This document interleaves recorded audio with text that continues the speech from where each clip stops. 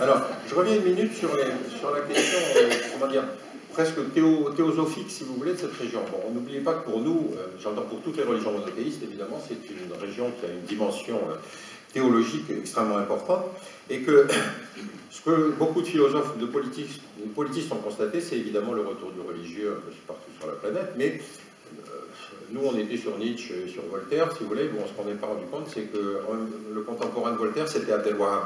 J'ai bien l'impression qu'Abdelwahab est en train de gagner le match, hein, que Voltaire et Diderot sont plutôt en recul. Alors, donc on a en fait le véritable évolution, et c'est ça sur laquelle je travaille, c'est la poussée des radicalismes.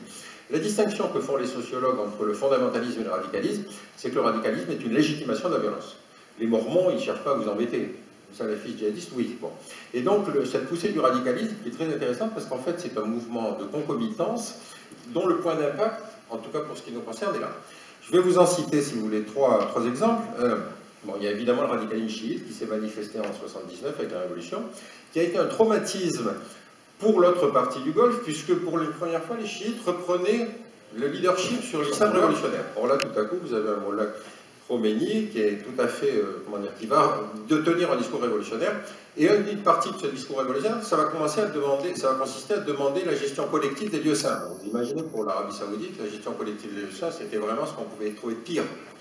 Donc, en face de ça, vous aviez institutionnalisé un radicalisme chiite, qui est celui qui est créé par Abdelwahab, qui va se traduire par la Constitution d'Arabie Saoudite, dont je ferai remarquer qu'elle, depuis sa naissance, elle s'est donné le qualificatif de salafiste, le djihadisme n'étant pas obligatoirement la caractéristique des Saoudiens, parce que, comme tu l'as dit, on leur vend des armes, mais en général, ils ne s'en servaient pas. C'était plutôt des anxiolytiques qu'ils achetaient, si vous voulez, parce qu'ils achetaient une garantie de sécurité. Donc le problème, c'est que maintenant qu'ils s'y mettent, ça pose des problèmes, parce qu'effectivement, ils ont une certaine capacité à taper à côté des cibles que les Américains leur désignent, et en particulier sur des écoles.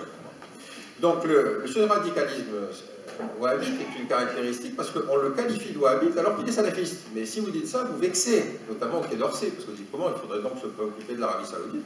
Je m'excuse.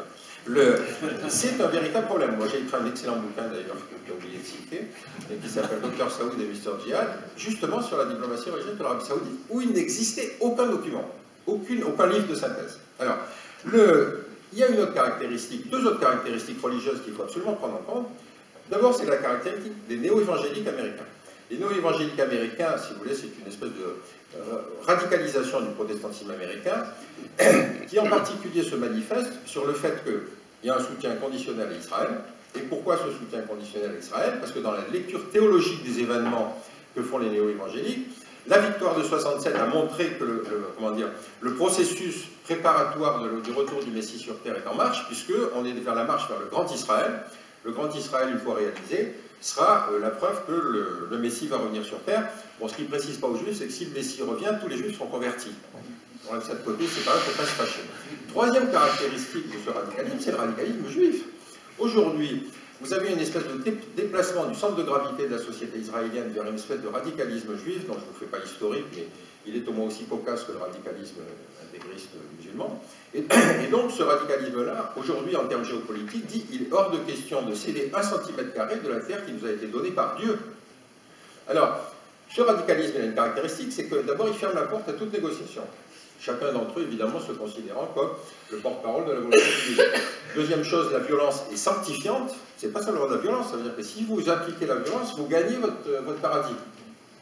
Il n'y a pas beaucoup de place au paradis en ce moment. Hein. Et donc, chacun fait une lecture théologique des événements.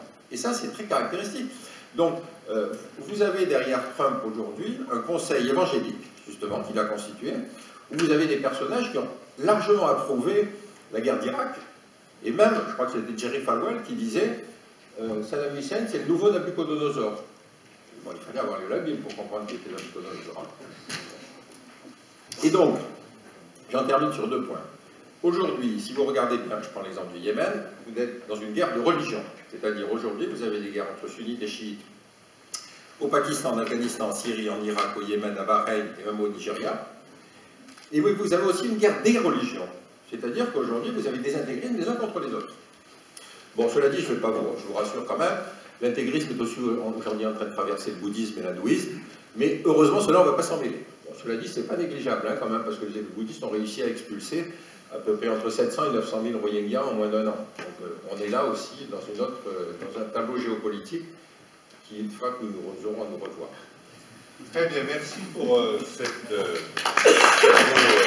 parcours des extrémismes religieux au Moyen-Orient. Alors, ces extrémistes religieux influent sur le jeu des puissances, c'est-à-dire qu'en fait, et d'ailleurs vont impliquer, malgré elles, la France et l'Angleterre, puisqu'en fait, cet extrémisme religieux va s'exporter ou s'exporte, des attentats dans les deux pays, notamment vers ces puissances qui étaient les grandes puissances du Moyen-Orient, du Proche-Orient, entre les deux guerres mondiales, la France et la Grande-Bretagne. Alors, avant de donner la parole au général Goma pour comprendre quel est l'impact de l'exportation de ces extrémismes religieux dans le monde, je voudrais donner la parole à Patrick Calva pour qu'il nous explique l'impact sur notre pays, la France, de ce développement des extrémismes religieux au Moyen-Orient. Très vaste sujet, il faudrait beaucoup de temps. Il y a un livre qui vient, enfin un livre, une étude qui vient de sortir, qui est signée Hakim El-Karoui, que je vous invite bien site à lire, qui est de l'Institut Montaigne. Moi, je vais faire quelques remarques. Il y a la politique des puissances. On a cité Qatar, Turquie, Arabie Saoudite, Afrique du Nord. Ce sont des politiques d'influence qui visent à influencer donc les autorités françaises dans le sens et contrôler les populations d'origine. On l'a beaucoup vu d'ailleurs dans l'action qu'Erdogan a menée en direction des populations turques qui sont installées en Allemagne. Ça, c'est la première chose que je souhaitais indiquer, sachant que là, on se trouve donc dans un islam politique, au sens du terme, et avec des visées stratégiques. La deuxième chose dont on parle, c'est terrorisme et radicalisation. Quelle est l'influence sur les jeunes qui sont dans nos pays et la capacité qu'ils ont après à passer à l'action dès lors qu'on leur donne une idéologie qui est véhiculée par différents moyens, les réseaux sociaux étant les plus importants. Et vous aurez remarqué d'ailleurs que parmi les 15 premières personnes suivies à travers le monde dans leur discours, il y a 4 saoudiens. Et ça, c'est le discours, mais qui est très religieux. Terrorisme, en général, c'est une conjugaison entre une crise internationale, c'est un appel d'air pour des gens qui veulent aller combattre au profit dit de l'islam, et il y a des conséquences intérieures parce qu'on a une crise endogène qui est également très forte. Si vous permettez également une remarque, nous sommes souvent bien responsables dans le sens où nous savons trouver des solutions militaires, mais nous ne trouvons jamais de solutions politiques qui permettent de stabiliser les pays dans lesquels nous intervenons. Et ça, c'est un vrai problème. Nous avons aussi une certaine forme d'arrogance en essayant d'imposer la démocratie un peu partout dans le monde, alors qu'il y a des siècles d'histoire qui séparent ces gens-là du niveau de démocratie auquel nous sommes aujourd'hui arrivés. Et nous, d'ailleurs, il nous a fallu beaucoup d'années avant de pouvoir vivre dans le monde dans lequel nous sommes aujourd'hui. À l'intérieur, ce qu'il faut que vous compreniez bien, vu par moi en tout cas, c'est qu'il y a un rejet profond de notre société par ces gens-là.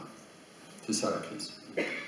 La crise principale, c'est une crise d'identité. Ils ne se reconnaissent pas dans le modèle, ils ne se sentent pas acceptés, donc ils le rejettent. Si je prends quelqu'un qui est originaire d'un pays d'Afrique du Nord, n'oubliez pas non plus, ce que j'ai oublié de mentionner, c'est que le terrorisme tue avant tout des musulmans. C'est les musulmans qui s'entretuent, beaucoup plus qu'ils ne tuent de ressortissants occidentaux dans nos pays. Quand vous prenez un exemple, on en a vu beaucoup, ils disent, je prends quelqu'un qui est originaire d'Afrique du Nord, je ne sais pas un pays, il dit, mais je n'ai jamais été ni algérien, ni marocain, ni tunisien, et je ne le serai jamais. Mais je ne serai jamais non plus français. Et donc je suis musulman. C'est en ce sens-là qu'ils sont sensibles à certaines théories, sachant que la plupart d'entre eux ne connaissent strictement rien à la religion. Ils ont simplement la volonté d'être reconnus comme un individu et d'appartenir à un groupe. Et ce groupe leur donne des règles de vie dont ils ont absolument besoin. Posez-vous la question de savoir pourquoi un individu qui a vécu que du crime organisé, dont on sait très bien qu'il s'agit de ne pas travailler, de gagner beaucoup d'argent en commettant quelques délits, tout d'un coup il bascule dans une violence qui va être une violence mortifère, mais suicidaire. C'est-à-dire qu'il est prêt à aller jusqu'au sacrifice de lui-même, pour que quelque part il laisse une trace, à son sens, dans l'histoire. Il y a aussi le fait que dans nos sociétés, il n'y a plus d'idéologie de contestation. Ça semble revenir, mais la fin du communisme n'a plus offert à des gens qui réfutaient le modèle social qui est le nôtre de pouvoir rejoindre des groupes et de le combattre de façon organisée et pacifique. On a une vraie crise de valeurs, y compris chez nous, donc ce qui a des effets pervers, puisque à l'inverse, ce sont les crises populistes auxquelles nous assistons, puisqu'encore une fois, on n'offre pas, on ne parle que de réussite sociale, mais on n'offre pas le sacré. Et on confond, voilà, vous permettrez, je vais me faire beaucoup d'amis certainement dans la salle, c'est que pour moi la laïcité c'est l'application de la loi, il ne faut pas confondre l'application de la loi et le sacré. Donc j'ai toujours été personnellement très en retrait par rapport à ça. Posez-vous des questions également par rapport au phénomène migratoire, donc qui génère des peurs qui sont très importantes. Il y a un autre phénomène qui aujourd'hui joue un rôle également fort, qui est celui de la révolution digitale, numérique. Il y a ceux qui appartiennent à la mondialisation, qui voient le monde, qui voyagent, etc. Il y a ceux qui ne voient plus où ils vont. Ils savent d'où ils viennent, ils connaissent leurs parents, ils savent à peu près où ils sont et ils ne savent pas ce que deviendront leurs enfants demain. C'est un monde qu'ils ne le comprennent pas, c'est un monde qu'ils n'auraient pas expliqué. Le fossé se creuse d'autant plus entre les élites scientifiques et les élites politiques et administratives qu'ils ne savent plus où se situer dans la société qui est la nôtre. Donc il y a un rejet global. Et le rejet global, c'est le repli sur soi. Et le rejet global, à un moment donné, il est pris en compte par des gens qui vous poussent à la violence. Si je prends les islamistes, il suffit de 2-3 personnes qui disent « Tu es un délinquant, mais ce n'est pas de ta faute. C'est cette société qui t'a créé comme ça. Cette société ne t'a donné aucune valeur. Donc combat-la. Et nous, on te propose les moyens de la combattre. Et surtout, encore une fois, on te reconnaît tel que tu es, qui tu es. Et nous, on accepte exactement ce que tu représentes et on considère que tu es une vraie valeur. » Je dirais de façon extrêmement simple pour conclure, c'est que, pour moi en tout cas, on a oublié que l'Église était au milieu du village. Et je suis étonné, et là je parle en tant que citoyen, qu'on puisse avoir des débats sur des sapins de Noël. Je suis désolé, il n'y a pas besoin d'avoir un sapin de Noël pour être croyant, c'est simplement un moment de convivialité, c'est un moment culturel, c'est un moment qui nous appartient à notre ADN ancestral. Et donc quand on est dans une société qui en arrive à débattre de ces choses-là, sachez bien qu'après, on ne peut pas opposer des valeurs qui soient en situation de réunir les gens. Et si on pense que la solution sécuritaire est la vraie solution, on se trompe complètement. Aujourd'hui, il y a simplement besoin d'espoir, c'est qu'on dise à des gens, peut-être qu'aujourd'hui il pleut, mais demain il fera beau. Voilà ce que je voulais vous dire. Merci pour cette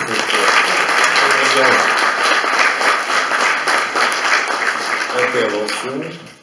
Et on voit d'ailleurs que, pas seulement d'ailleurs dans les banlieues, les religions à travers la planète sont aussi instrumentalisées pour des luttes plus classiques, des luttes de pouvoir. Est-ce que, mon général, vous pouvez nous en dire un mot?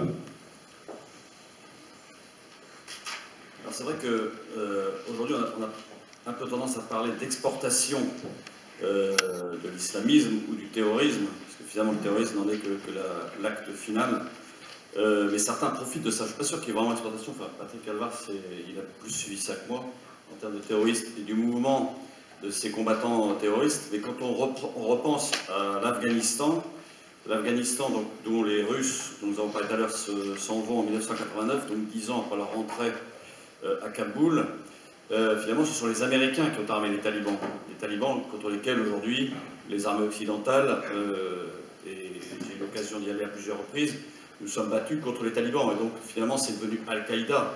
Mais au départ, on s'est servi d'eux vraiment pour faire partir les Russes d'Afghanistan. Quand on regarde l'islamisme, aujourd'hui c'est la même chose, et bien qu'effectivement Patrick Calvar disait qu'en fait ils se tuent entre eux, c'est vrai qu'ils se tuent beaucoup plus entre eux, c'est sunnite contre chiite, ou c'est chiite contre sunnite. Alors après avec des alaouites ou d'autres, ou des houthis qui sont différentes autres sortes d'islam. Même si au départ ils ont le même Dieu, mais en fait ils se tuent beaucoup plus entre eux. Quand je regarde un peu ce qui se passe en Afrique, pour y avoir été de très très nombreuses fois, et vous avez la carte sous les yeux, c'est la même chose en Égypte. L'Égypte finalement, la lutte contre les frères musulmans, et de l'actuel président égyptien. Ce qui est assez intéressant, c'est qu'il demande, par exemple, l'aide des Occidentaux pour lutter contre les terroristes, mais en fait, il a un foyer terroriste dans le Sinaï, et là, effectivement, il ne veut pas de l'aide des Occidentaux, il se débrouille tout seul pour lutter contre ces terroristes. Alors, ce qu'il demande, c'est un peu d'imagerie satellitaire ou des choses comme ça, mais il se bat tout seul. En revanche, pour tout ce qui est frontière de l'Égypte avec la Libye, et des passages, en réalité là-dedans ce ne sont pas forcément des combattants islamistes terroristes, c'est plus une prise de pouvoir, et c'est la différence entre la Cyrénaïque et la Tripolitaine. Donc en réalité, il y a une même chose, il y a une instrumentalisation. Quand on prend dans la bande sahélo-saharienne, et toute la problématique de l'intervention de l'armée française en 2013 face aux colonnes djihadistes qui arrivaient du nord, vous avez la problématique des frontières dont parlait Pierre Conessa tout à l'heure, c'est qu'en fait vous avez au nord les Touaregs, donc une population plutôt blanche, et vous avez au sud du fleuve Niger, qui traverse le Mali, vous avez une population noire. Or, il s'avère que dans l'histoire, cette population noire a été plus éduquée lors de la colonisation que la population blanche, qui a refusé cette même colonisation. Et quand vous prenez la population, pour les Maliens par exemple, ils sont contre-fiches du Nord. C'est-à-dire que 90% de la population malienne habite au sud du fleuve Niger, et 10% seulement habitent au nord du fleuve Niger. Donc en réalité, c'est également la même chose, c'est une lutte de pouvoir, et on se sert de l'islam et donc de l'islamisme, et donc même chose pour prendre le pouvoir. C'est ce qui a failli se passer en Mauritanie, où effectivement il y a eu une vraie intervention étatique contre les terroristes, et ce qui fait qu'aujourd'hui, effectivement, le terrorisme a disparu de Mauritanie. Et quand vous prenez le Nigeria, dont Pierre Conessa parlait rapidement tout à l'heure, c'est exactement la même chose avec Boko Haram. C'est une lutte de pouvoir avec les provinces du nord du Nigeria, qui est un pays gigantesque. Mais quand vous allez à Abuja, vous avez l'impression d'être dans une ville, j'allais dire, un peu occidentalisée, avec une population gigantesque. Vous avez des autoroutes, un périphérique, des 4 voies, des autoponts, etc. Et vous avez les embouteillages le soir et le matin. Vous ne vous sentez pas, alors que quand vous allez dans le nord du Nigeria, vous êtes dans la vraie Afrique telle qu'on se l'imagine. Et puis, j'allais dire que le terrorisme islamiste est très très présent, et on en parle très très peu, en Indonésie, où le nombre de musulmans est le plus élevé au monde. C'est-à-dire que le nombre de musulmans est beaucoup plus élevé en Asie du Sud-Est qu'il ne l'est ailleurs dans le monde, et que même en Arabie Saoudite, ou même que dans le Maghreb. Et c'est là où effectivement il y a des attentats régulièrement. Il y a eu encore des attentats au mois de mai, une série de 5 attentats dans une des grandes villes indonésiennes. Donc c'est permanent, on n'en parle pas ici chez nous. Et puis effectivement l'islam islamiste effectivement est bien en Europe. Effectivement on a eu nos attentats ici en France, sur le sol français, comme on a eu sur d'autres pays européens. Et ce qui est assez intéressant pour aujourd'hui travailler dans un groupe qui est très présent dans les pays d'Europe, c'est la perception du terrorisme vu par les pays d'Europe. Quand vous allez aux Pays-Bas, c'est un non-sujet. Quand vous allez en Suède, c'est un tout petit sujet. Quand vous allez en Allemagne, c'est un sujet. En Grande-Bretagne, c'est un sujet. En France, c'est un sujet. En Espagne aussi. Mais les autres pays, en Pologne, c'est pas un sujet. En République tchèque ou en Slovaquie, ça n'est pas un sujet non plus. C'est là où effectivement l'extrémisme religieux, et en particulier islamique, a différentes façons d'apparaître, mais c'est surtout bien souvent derrière une question de prise de pouvoir. Merci mon général. Alors avant de vous passer la parole pour vos questions, je vais simplement demander à notre ami François Descouleaux. Notre question c'est le jeu des puissances, la paix impossible. Alors François, la paix, elle est possible ou elle est impossible au Moyen-Orient? C'est bien en effet la question. Enfin, je vais répondre assez brièvement à cela en disant que la paix est impossible, effectivement, et ça permettra de relancer certainement le débat et les questions avec la salle. Je considère que la paix est aujourd'hui impossible. Dans ce genre de situation, quelquefois, il faut reconnaître qu'il n'y a pas de solution. On est dans des impasses. On est devant une sorte de Rubik's Cube qu'on tourne dans tous les sens sans arriver à trouver la solution. Encore, même image, devant un tableau à plusieurs entrées, mais toutes les entrées attisent en quelque sorte les différents conflits, que ce soit la crise syrienne, la crise israélo-palestinienne, la crise iranienne avec le monde extérieur, la question nucléaire, la crise yéménite. On voit avec une sorte d'absence de culture du compromis, hein, vraiment en ce moment dans une situation où personne ne veut aboutir à une solution de compromis.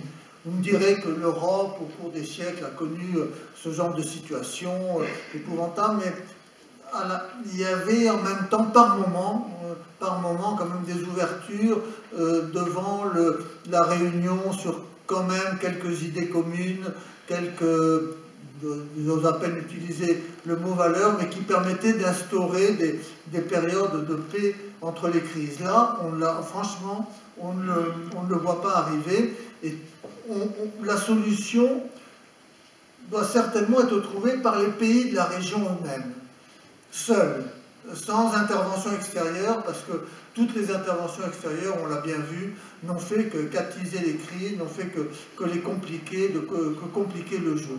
Mais est-ce que les pays de la région, tels qu'ils sont aujourd'hui, sont capables de se mettre autour d'une table, de trouver un compromis? Ma réponse est non. À l'heure qu'il est, elle est non. Je m'arrête sur cette... Merci de nous avoir le courage d'avoir donné une vraie réponse, cher François.